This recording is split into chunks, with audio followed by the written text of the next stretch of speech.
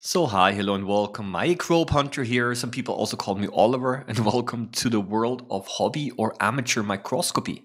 I decided to make a video series about how to start microscopy as a hobby, kind of an introductory video series, some tutorial videos that should give you a good start into the area of hobby and amateur microscopy, or maybe also educational microscopy if you're a student, for example.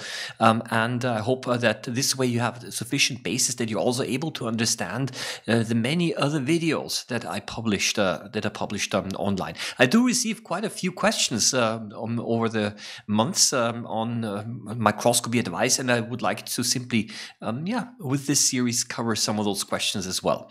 And in this very first video today, I would like to talk a little bit more generally about what amateur or hobby microscopy actually is. It's because many people actually do not even know that this is a thing. And basically what we do is the following. We take things that we find in our environment, very often water samples, we put them under the microscope and we simply enjoy what we're seeing. Yeah, and what do we actually see when we do that? Well, a lot of things. Depends very much on the sample that we investigate.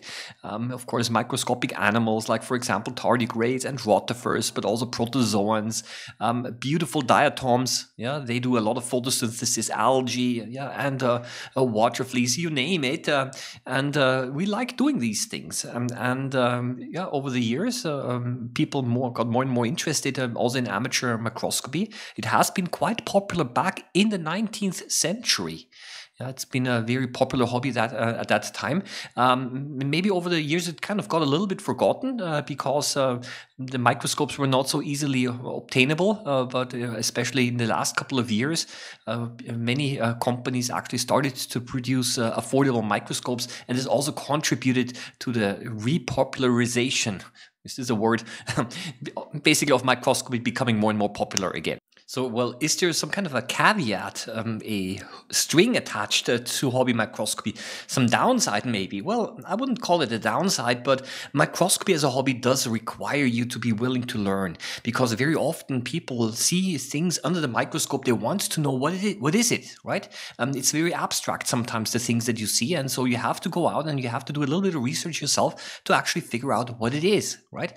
People post comments online, they post pictures online and ask other community members about identifications and so on. So get involved in the community as well, and be prepared to learn a lot of new things, and also be prepared to see maybe the environment a little bit differently than maybe other people around you. Okay, I tend to look at my environment through the lens of a microscope, and when I see a beautiful flower somewhere, I'm not only looking at the beautiful flower, but I'm saying, wow, there must be some very interesting pollen grains growing on that flower. Maybe I'm going to take a sample along, and maybe I'm going to put it under the microscope. Well, I think I hope that I got you interested now, and let's start the tutorial series.